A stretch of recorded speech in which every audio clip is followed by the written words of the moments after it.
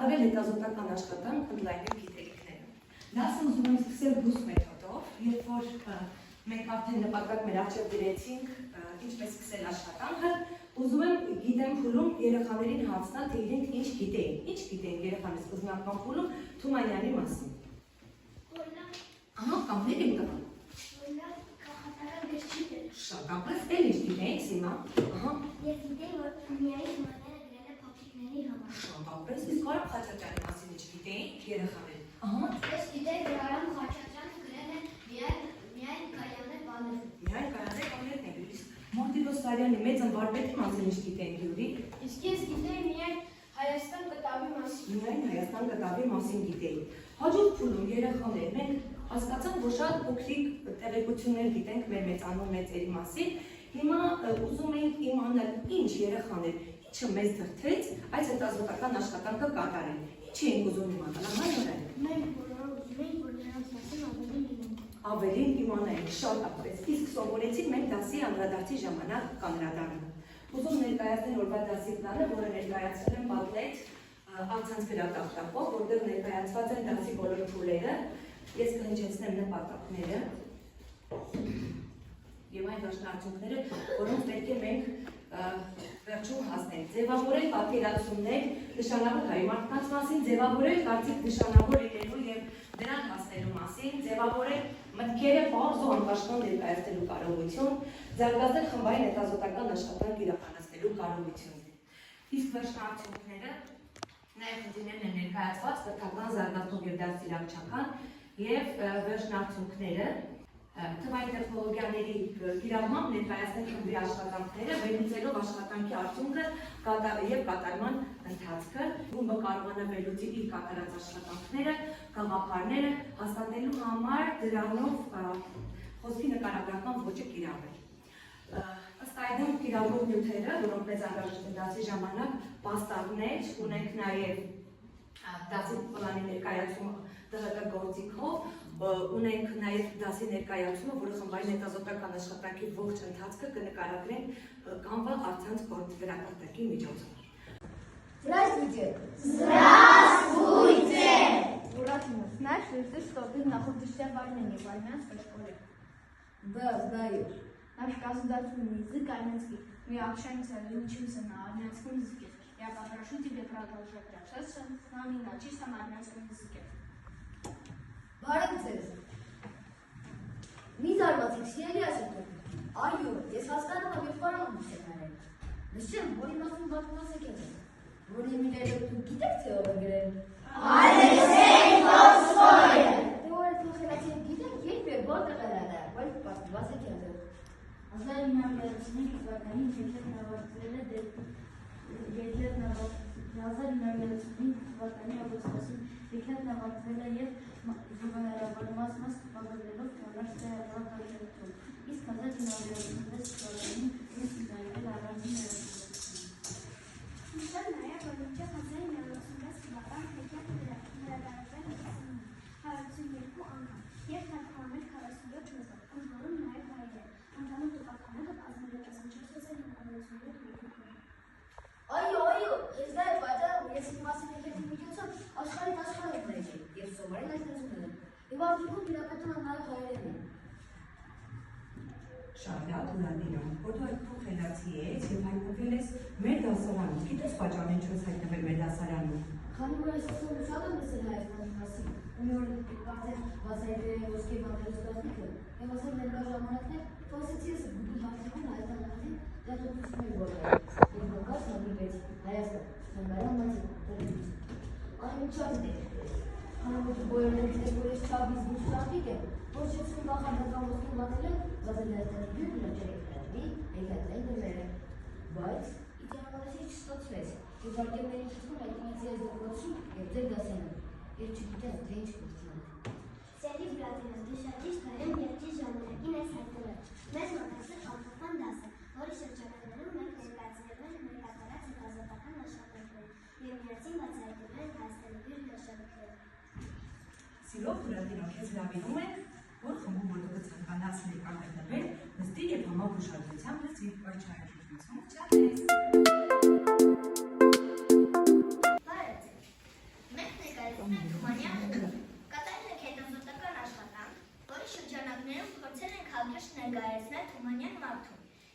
կախարդական գրչի տոնած հետագիծը։ Հովհաննես Թումանյանը ծնվել է 1869 թվականի փետրվարի 19-ին, Լորվա Դսեղ գյուղում։ 1877-ից 1879 թվականներին սովորել է Ջալալօղլու, այժմ Ստեփանավան նորաբաց երգսեր դպրոցում։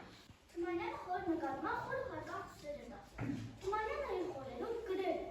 Ամենալավ եւ ամենամեծ բանը, որ ես ունեցել եմ իմ կյանքում, այդ եղել է իմ հայրը։ Նա շատ ազնիվ մարդ էր եւ ազնվական, բարի բովանդակ մտքով, չափազանց մարդասեր ու աղաղակցական, աղաղակախոս ու զվարճական,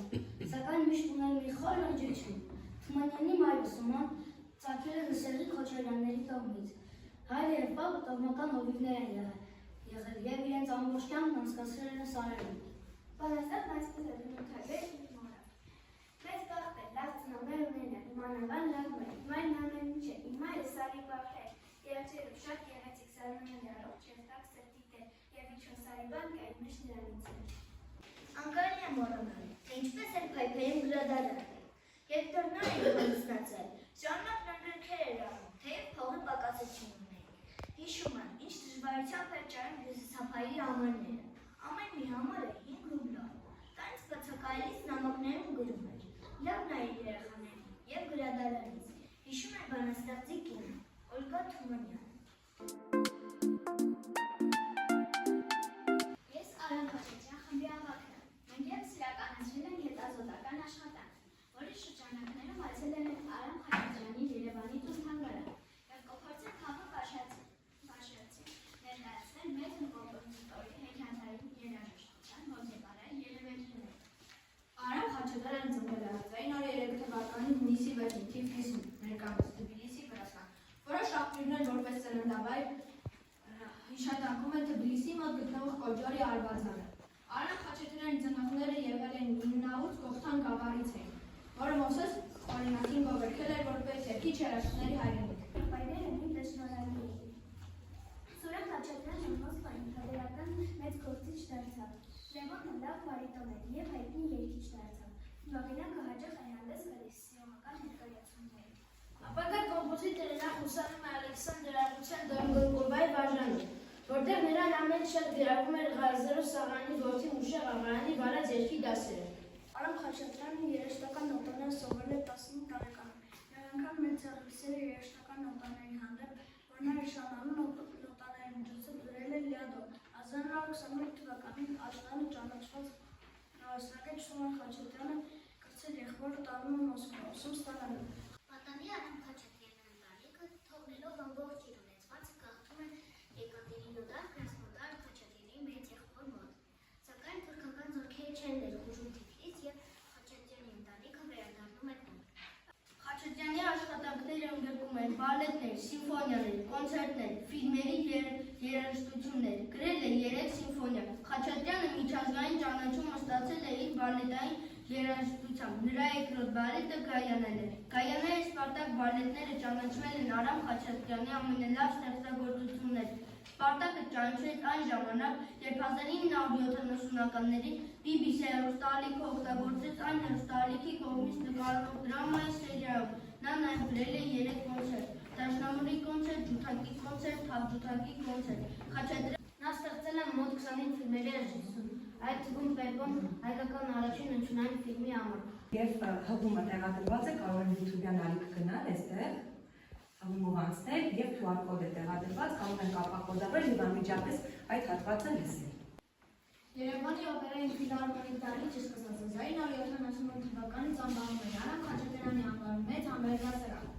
Երևանում 1983 թվականին բացվել է Արամ Խաչատրյանի տուն-թանգարանը։ Թանգարանի ինքը եղել այն առանձնատունը, որտեղ ապրում էր Արամ Խաչատրյանի մեծ եղբայրը Վաղինակը իր ընտանիքի հետ։ Հենց այդտեղ էր հաճախ Իջևանում կոմպոզիտորը, երբ ժամանում էր Երևան։ 1999 թվականի հուլիսի 31-ին Խաչատրյանի 3.5 մետր բարձրություն ունեցող արձանը 19-րդ դարի ռեալիստական ոճով քանդակված Ջուրի Պետրոսյանի կողմից։ Անցյալորը բացվել է Խաչատրյանի անվան Երևանի ֆիլհարմոնիկ համերգասրահի աշը, Երևանի օպերայի և թատրոնի շենքի հեռանկարում։ Խաչատրյանը մահացել է Մոսկվայում 1978 թվականի մայիսի 1-ին։ Զայսմեն մարդերը սարյակ խումբներ և ըսկրվերկայանում հետազոտում աշխատանքով։ Մենք այցելել ենք Մարտիրոս Սարյանի տուն թանգարան և նրա անվան այգին։ Մեր հետազոտական աշխատանքով կներկայացնենք արաբական գույները Հայաստանի ներկայացնող մեծ նկարիչ։ Մարտիրոս Սարյանի նախնիները եղել են անիճ, որ կազմել են գրին և մասնակցել տեղի հայկական գաղթավայրի հիմնադրմանը։ Նրանց շարադուտները Քրիմից տեղափոխվել և մասնակցել են Լոռ Նաթրիջևանի հայկական գաղութի ստեղծմանը։ 1895 թվականին Սարյանը ավարտել է տեղի հանրակրթական հայերեն ռուսերեն ուսումնարանը։ Բոյակ Արցախանյանի հետազոտության նախնական մասնագիտական գիտելիքներ ստանալուց հետո 1897-ից 1904 թվականներին սովորել է Մոսկվայի գեղանկարչության, քանդակագործության, ճարտարապետության ինստիտուտում։ Վերադառնալով ուղևորություններից Սարյանը ակտիվորեն մասնակցել է Ոսկեգեղ մարվեստի աշխարհ և այլ ընկերությունների աշխատանքներին։ 1903 թվականին նա ավարտել է ուսումնարանի հիմնական դասընթացը և մոտ 2 տարի կատարելագործվել նույն հաստատության լքից Սերովի և Կորոլինի դիմանկարի արվեստատվություն։ Ուսումնառության տարիներին նա մոտիկից շփվել է ռուս մտավորականի լավագույն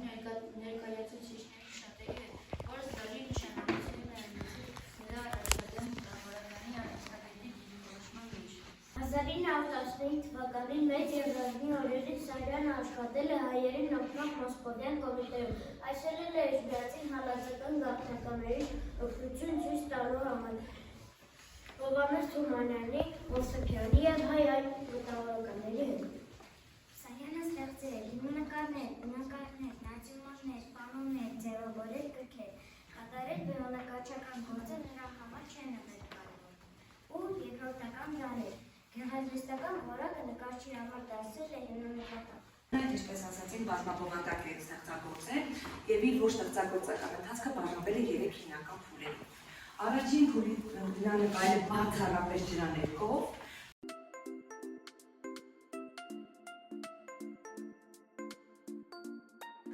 Առաջին շրջան ստեղծագործության առաջին շրջան 1904-ից 1909 Սարյանը հրաժարվել է ավանդական մտածելակերպի ստեղծողների նորարարական արվեստ ու ժամանակի առաջադեմ մտավորականություն ընդունել է կոչել է Սարյանը։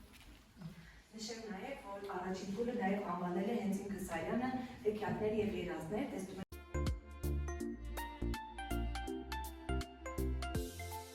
և իր կյանքի, ինչպես ասել է Սարյանը, իր կյանքի բոլոր ժամանակներ ունեցել է այն զգացումը, ինչը կարելի է անվանել տիեզերքի զգացումը։ Ապրել է տիեզերքի մասին մտորումներով, հեքիաթներ և երազներում նա արտահայտել է իր տեսիքները բնության տարրերի ֆանտաստիկ կոմբինացիաների մեջ։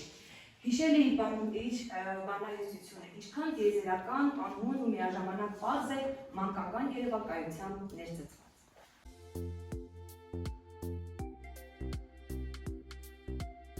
Սարյանի ստեղծագործության երկրորդ շրջանի 1910-ական թվականներ երկեր Կոստանդն ու Պոլիս փողոց կեսօր Շչուկինի դիմանկարը Փյունիկյան Արմավենին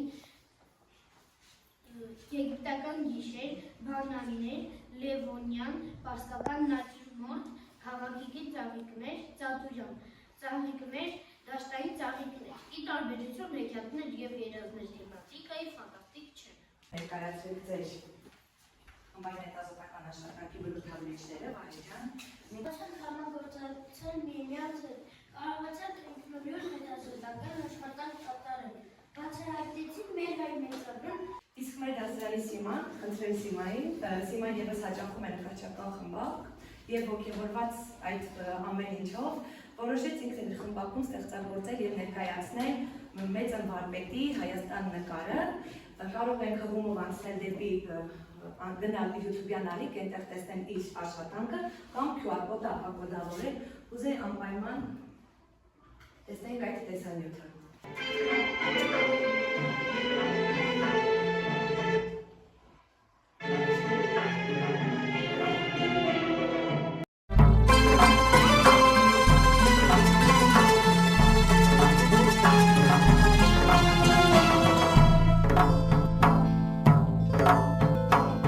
Ես իմ անուշ Հայաստանի արևահան վարն եմ սիրում մեր հին սազի ողտանելա լասակումած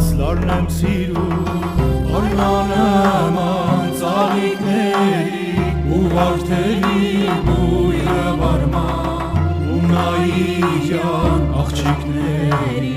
Հեզաջկուն պարնեմ սիրում Հեզաջկուն պարնեմ սիրում Ես իմանուս Հայաստանի արևահան պարնեմ սիրում Մենից տազի մոտ պանելար Դասակումար պարնեմ սիրում Աննման ամիների ուղատերի բույրը պարման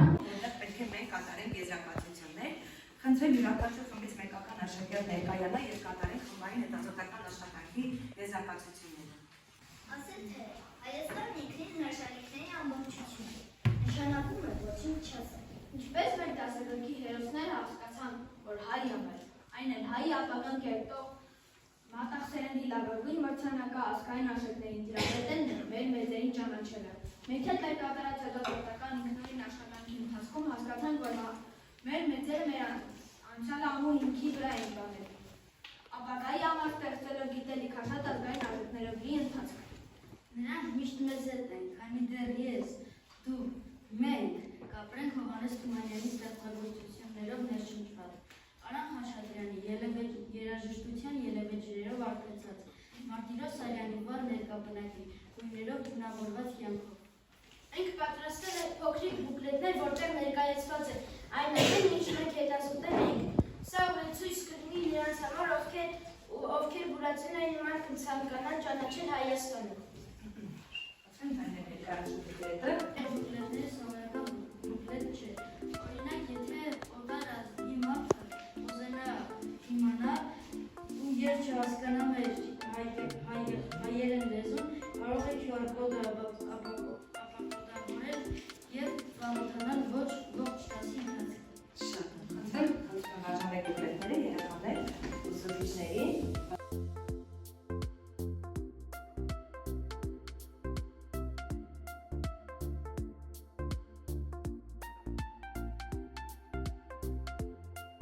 Այժմ Բուրատինը քեզ ուզում եմ առաջարկել։ Քանի որ այս ամենը Բուրատինոյի համար էր, այսպես ասված, որ Բուրատինոն չգիտեր ինչու է հայտնվել Հայաստանում եւ ինչի համար է հայտնվել այս մեր դասարանում, Բուրատինոյի միջոցով կատարելու ենք մեր դասի ամրապնդումը, անդրադարձը, որը կատարելու ենք երկու ձևով, երկու մեթոդական հնարով, գիտելիքների բուրգ եւ ուսապարկ։ Ուսապարկը հետաքրքիր մեթոդական հնարք է նաև մեզ համար, նաև մեր դասավազողների համար, որտեղ ուսապարկը անկասանելի է եւ մենք դատարկ ենք գնում դասի եւ դասի ավարտին մենք պետք է մեզ համար բացենք։ Ինչ եմ այսօր ցույց տալու, գիտելիքներ ձեռք բերեցի, ուսապարկը լիքն է թե ոչ եւ արդյոք իմ ուսապարկը դատարկ է։ Աղուշ քննարկման համար է դա, եթե ինչ-որ մի բան անհասկանալի է, կարող ենք դրան անդրադառնալ։ Բուրատինո, գիտելիքների բուրգը դերաստիճան է։ Հիմա յուրաքանչյուր աստիճանում ես քեզ հարց կտամ։ Եթե դու համակ ուշադրությամբ լսել ես երեխաների ներկայացրած աշխատանքներն, ապա կարողանաս պատասխանել։ Հետաքրքիր փաստեր կարող ես ներկայացնել հետազոտական աշխատանքից։ Հետազոտական աշխատանքները լսելուց հետո ես նորմալ ուսուցիչարը եւ Մարտիրոս Սարյանի եւ հասկացա, թե ինչու է Շատ ապրես, իսկ օգտակար տեղեկությունը, որը քեզ պետք է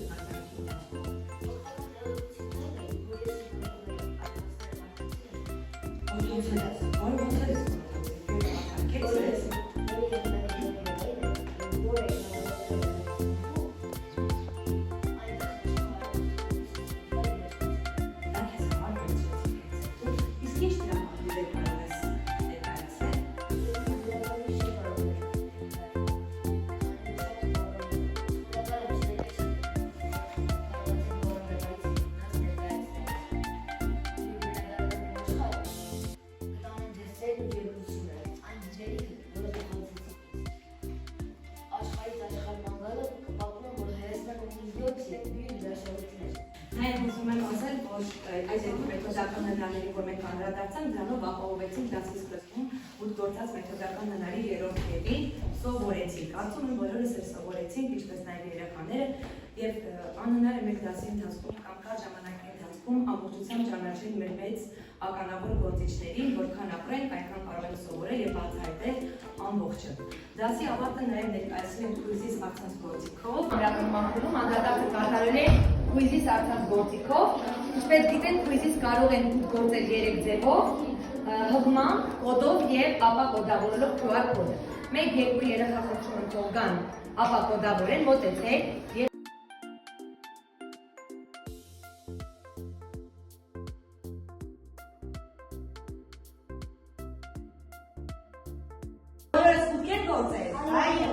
Սկսում եք երեխաներ, խաղի սկիզբն են տալիս, ուրացին հետո հետևումս ամբողջ ստացվի, լավ։ Ահա։